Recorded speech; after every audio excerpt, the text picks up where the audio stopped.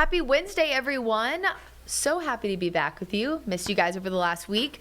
I'm meteorologist Brittany Van Voorhees with WCNC Charlotte. You can tell it's humid, and I know I talk about this a lot just based on the fact that I got my little flyaways, my little frizzy spots here in the back. But hey, it's summertime. We're used to that, and we're also used to views like this. Look at the Kannapolis Tower Cam. Robert's got that pulled out for you. Heavy rain moving right over the ballpark right now. You can see it's still sunny in the back, right? A lot of people refer to this as a sun shower. It essentially just means that the clouds aren't completely encompassing the area, and so you're still seeing a little bit of blue sky in the back. But otherwise, I mean, look at those big raindrops. Much needed, but it's certainly a slow-moving cell, and so it will be a spot that we're watching for isolated isolated heavy rain leading to some localized flooding. Now, I posted about this a few weeks ago, and folks online, which I shouldn't even reference the online part, but I do like to, answer questions if you do have them. Slow-moving storms during the summer have a much higher risk for localized flooding. So when we talk about the localized flooding risk with these spotty storms, it's not because we're trying to overhype something. It's that we're trying to give the people in this area a heads up, especially if it's near a body of water or there's a low-lying area. So Poplar Tent Road over toward Kannapolis, moving into Concord right now. Pretty slow moving cell there with just a few lightning strikes. Now down in Gaston County, this cell has died out very quickly. So if you were watching this from places like Mount Holly earlier, you may be getting lucky with some light rain, but that's pretty much it. One tiny little lightning strike left in the storm. Some questions too we also get sometimes during the summer is, why storms die out like this? Why don't they continue to strengthen even when there's more heat and humidity? Thunderstorms grow essentially by reaching updraft, right? So they start here, they essentially grow into what we call the mature stage at the upper levels, but they essentially will die out. We call it the dissipating stage because they just can't maintain that updraft for that long. So sometimes when we see those storms, we'll see, maybe an outflow boundary and more storms develop, but there's not really any rhyme or reason, for example, for this one dying out other than it reached its mature stage and it got to the dissipating stage and kind of rained itself out essentially. Further north here, you can see some light rain up toward Iredell County, mostly on the western side there of I-77. Same thing, not as many lightning strikes as when that was moving through Alexander County, probably reaching Statesville, I would say within the next 20 minutes or so based on that latest move. As we take a wider shot, you can see that's the only thing we're tracking right now. So pretty classic summertime setup where we see convective storms versus widespread. Essentially the difference is during times like spring, summer, fall, so spring, winter, fall, you see a big cold front brings this widespread rain. It's kind of over after that. Convective storms are like summertime storms that are actually popping up solely because of the daytime heat and humidity of the day. So that rising air is causing them to form in the first place, which is why they're so isolated. Most of the time, whether you live here, Georgia, Florida, during the summer, it's not necessarily will it rain or storm, it's where, because we normally have enough heat and humidity to even see a small chance for storms. But maybe that means the mountains only that day based on where, trough of low pressure sets up, etc. So tomorrow, Friday, kind of a rinse repeat forecast. We start off warm and humid. We get hot and humid in the afternoon. You can see temperatures very warm. Mid 90s tomorrow, upper 90s on Friday. I do think Saturday we see a lesser chance just in general with the way the wind direction is setting up, but temps will also not be quite as hot on Saturday. So speaking of, switching gears here to what we called, or I guess I will call, the most important part of the forecast the next few days, and that is the heat and humidity. Just to back it up for a second, we are always, or almost always, hot and humid during June, July, August, sometimes September. But those levels of heat and humidity can vary, right, based on the temperature or the dew point. And when you get to a heat index above 103, that's when our heat-related illnesses, heat exhaustion, heat stroke, sometimes even just heat cramps, become more likely. So when you're hitting 103 or higher, that means a higher risk for danger for you, your family members, your pets, your neighbors, especially the elderly and children or people with, certain illnesses underlying. And so those are the days where you'll see our team issue what we're calling a weather impact alert. It is essentially just a fancy name for us wanting you to stay weather aware. So why will we see that Thursday and Friday instead of Saturday when Saturday's still going to be really hot and humid? It's that exact reason.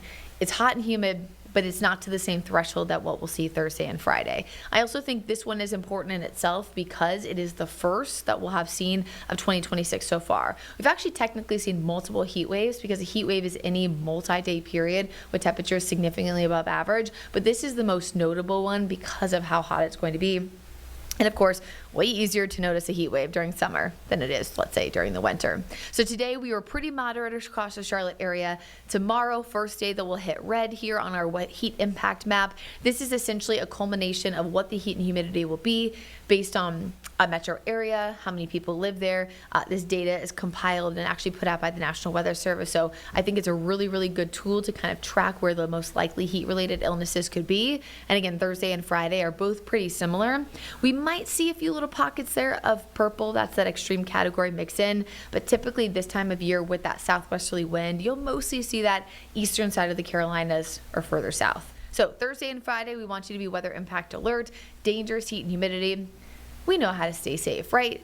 Hydration, drinking lots of water, staying safe from, the excess humidity by going inside, trying to take a break, time in the AC, things of that nature. I do think it's a good reminder, though, to especially check on your loved ones, friends, family members, etc.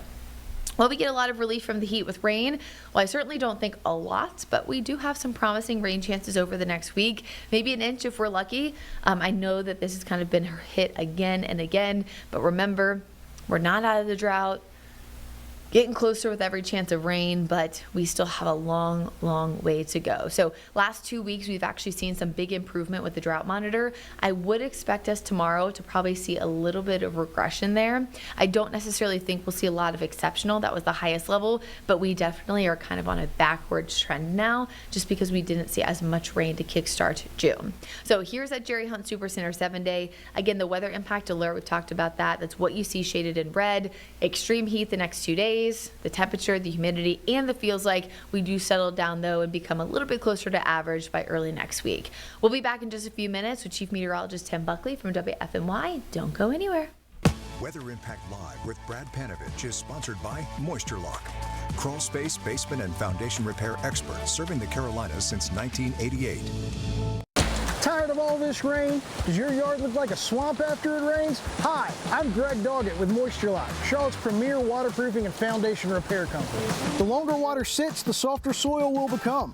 This can cause foundation issues. If you're having drainage issues, contact Moisture Lock. We'll get the water away from your home and out of your yard. Moisture Lock, stabilize, enhance, protect.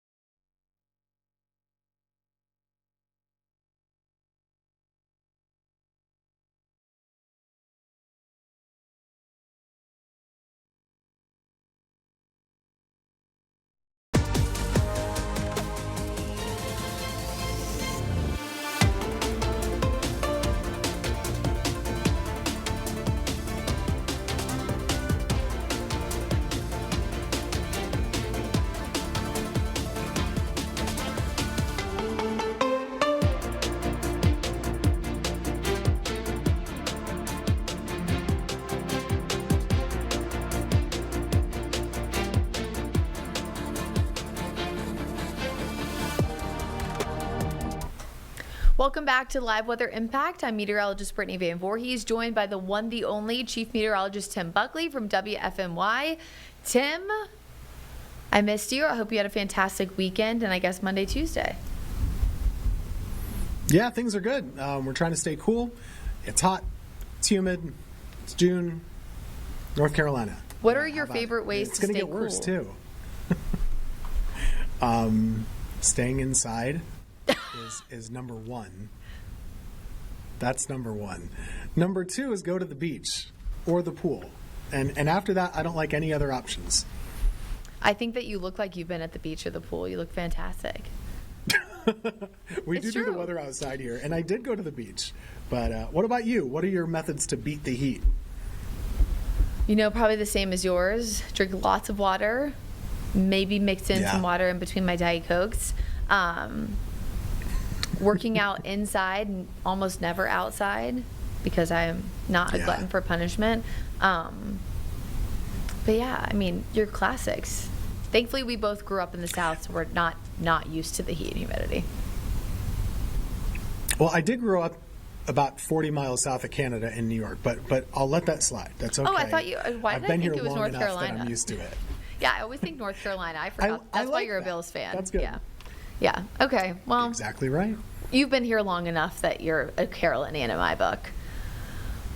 You got it. And, you know, the heat, it's interesting. You can always pick the time of day that you have to go outside, right? So one of the things we It's tell true. people, especially in the next couple of days, just avoid that worst part. And the worst part is going to be the afternoon time for both Thursday and Friday. But the morning's a little bit better. The evening's a little bit better. You can always kind of make those adjustments.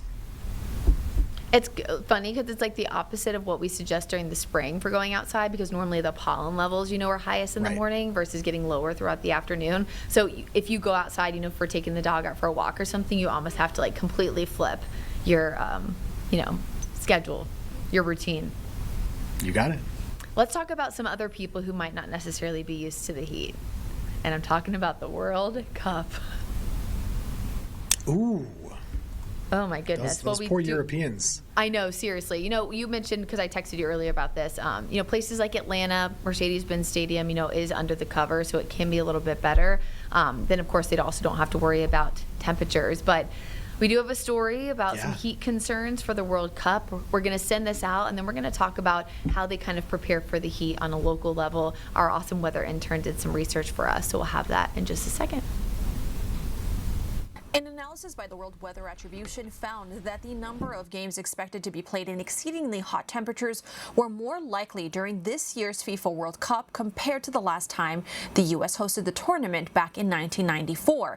Now, the heat will not only affect those players, but all athletes who compete outdoors this summer.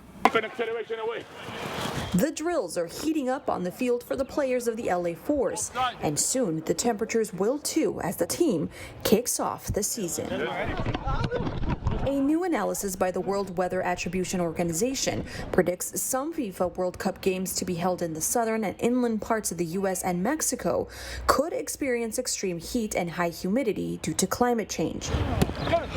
And while these players won't be in those matches, as athletes, they understand what it takes to stay safe in those conditions.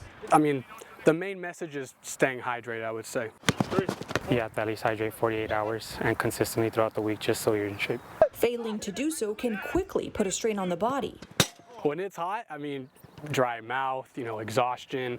A lot of it has to do with decision making as well, right? When you're tired, your decision making goes out the window.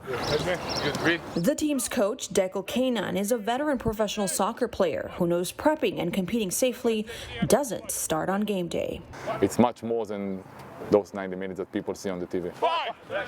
Ideally, a lot of rest, a lot of food, good nutrition, a lot of hydration, ice baths, saunas, a lot of massages, a lot of things in behind the scenes that nobody sees.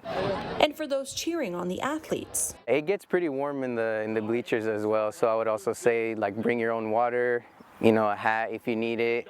The World Weather Attribution report found that while air-conditioned stadiums may reduce heat exposure within the venues, the extreme heat can still pose danger for people gathering or celebrating outside. Reporting in Los Angeles, I'm Maribel Gonzalez.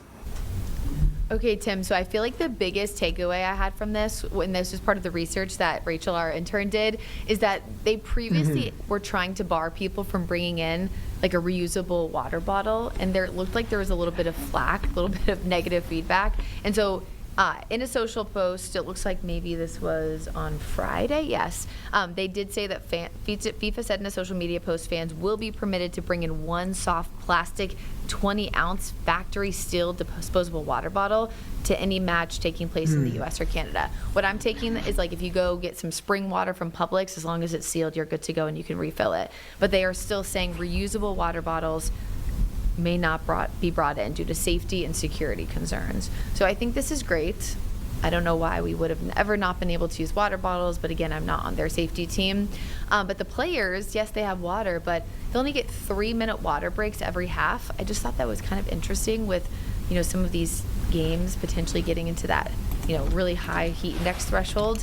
But there's multiple ways you can stay safe. One of those guys said it in the package, but hats, cooling towels, things like that to lower your heat risk. And if you're planning on going to one of these matches, you probably already have tons of planning that you've already done. And so just kind of add it to the list. But I did think it was interesting how they kind of approached this, especially based on the fact that, we're kind of used to it here in the U.S. and maybe not as much in certain countries. Not all countries, aren't used to it, but some are.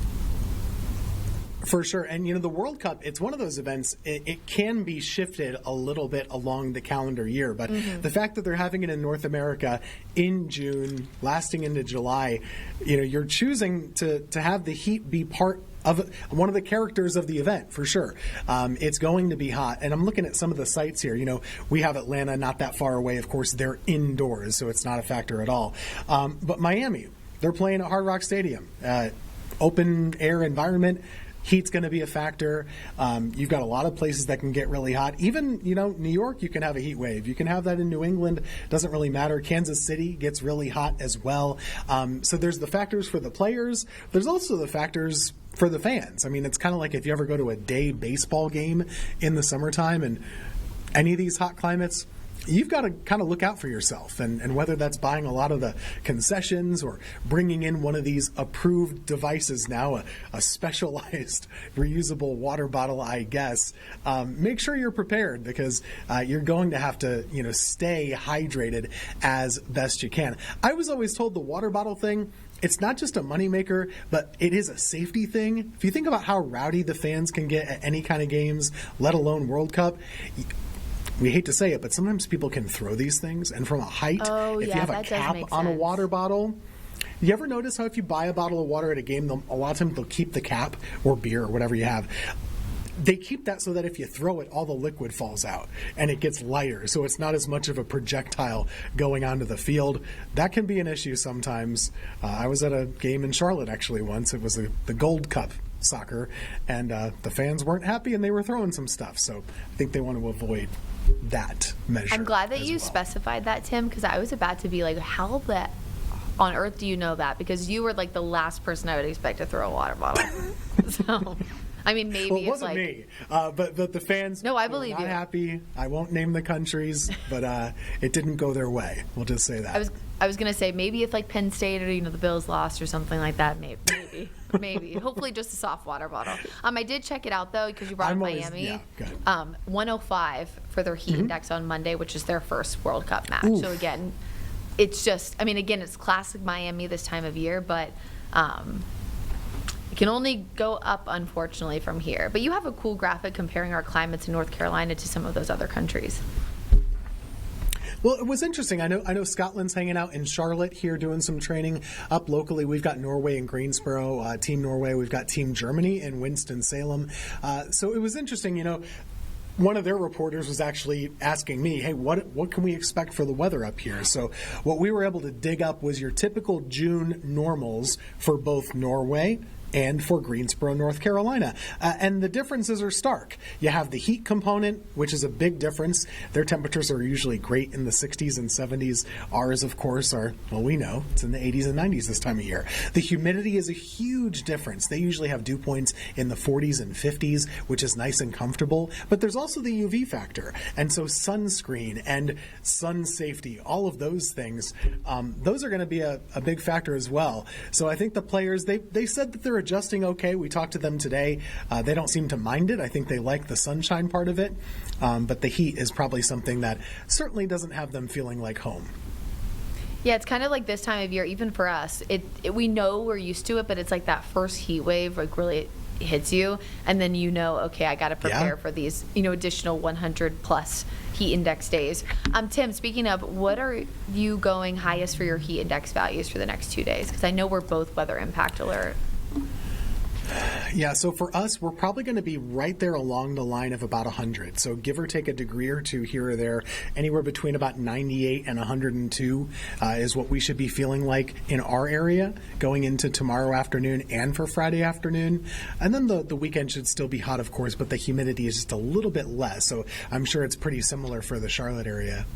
Yeah, we're a little bit hotter than you. We're going 103 and 104. Brad and I actually have the same forecast for the next 2 days. So definitely not ideal, but hopefully this is like one of very few weather impact alerts that we have to put out for the heat of the entire year.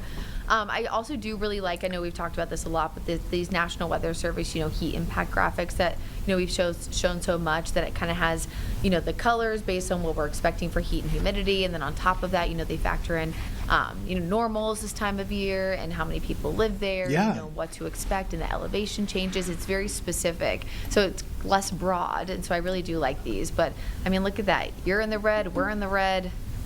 More in the red. At least we're not in the purple. That's like the one thing that I'm holding on to, at least as of now. And I like that product because what it does is it helps us to distinguish between we could just call it regular heat versus the extra heat, or we could say extreme. I don't even know if I always like the extreme word necessarily. We expect these days, but you got to separate what's the really bad from just the regular bad, because you have so many hot days in the summertime. We can't alert them all, but it's important to alert them when they're going to be a little bit more taxing on your body, and it certainly looks like that for the next couple of days. I completely agree. I also think too, it's like the same way how we wouldn't treat a traditional severe thunderstorm warning, right? Like a normal afternoon in June, like the same way as a high risk for a tornado. It's like you don't treat those the same way, because then you either expect a tornado every time, or then you expect it to not be as bad every single time. So got to be very particular about that. We only have a couple more minutes, so do we want to talk about the storm damage up in Minnesota, Tim, for the last few minutes? Sure. Yeah. All right. Well, you just had radar up. I don't know if we can pull that back up, Robert, but he had radar showing the areas that we were talking about. We have a sister station up there in Care, St. Paul, Minneapolis area, and so look at all those storms. Every single time I see the red for the tornado warnings, I'm so glad that we don't see that often here. It's a very busy area today, and we could look at this a couple of different ways. Obviously, we've got some pictures rolling here now, but it's a big chunk of the country, mostly in the Midwest and the Great Lakes and the upper Midwest specifically. A huge area that's going to have a wind damage threat and a tornado threat, not just for today, but I think these things can be especially exhausting when it stretches into a few afternoons. So these areas, they're in a level 3 today, and I believe they're also in a level 3 for tomorrow, at least some of them. So it's going to be a couple of days of tracking storms up that way, and it looks like what they found up here, Brittany, is a tree that looks like it's into a house, and this is the storm threat for the rest of this evening. You can see it's a pretty big area, and there's a pretty big tornado risk, too. There's a 10% risk of tornadoes in Iowa and Missouri, and a 5% over a much larger area than that. And then tomorrow is also, even worse, 10% over a bigger area. Yeah. Isn't that something? So it's going to be a bad couple of days up there, and severe weather season hasn't been too busy. We don't want to say that too loudly, but it does seem like it's busy out there the next couple of days. Yeah, it's like that constant weather fatigue can be so exhausting when it's just over and over and you're tracking the same thing. Kind of similar to, I feel like, us when we get like a bad, tropical storm or hurricane where it's just consistent coverage over multiple days.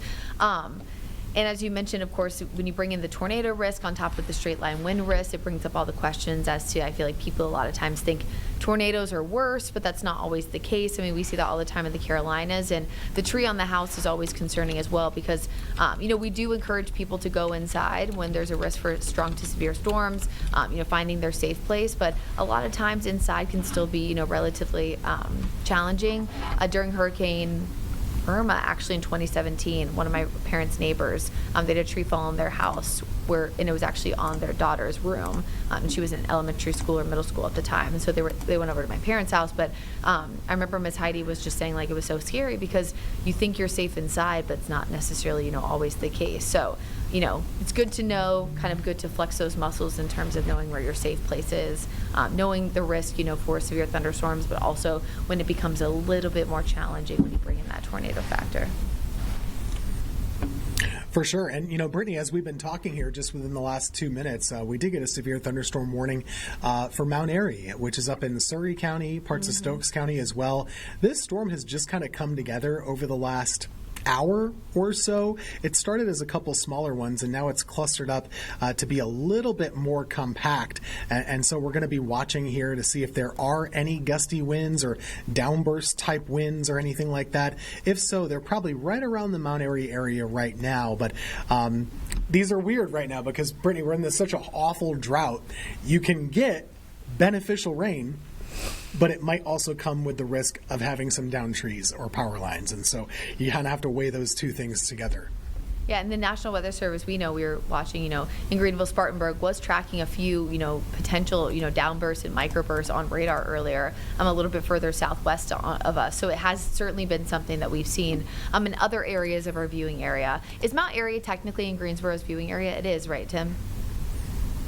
Yep, it's right on the edge of ours. So we follow Surrey County pretty closely and Stokes County too. And we'll be keeping those folks informed over looks like this runs for the next hour. You got to trust Tim Buckley with your latest weather updates if you're watching WFMY on the app. There you go, up there in Tim, Mayberry. I think that's all the time that we have. So I hope you have a wonderful rest of the day. Stay cool. We're going to stay cool and hydrated with those triple-digit heat index values. And I won't see you tomorrow because Brad's back, but I'll talk to you somehow, some way. We'll be here in spirit. All right. We'll have a good day. Stay cool guys. together, everybody. Take care.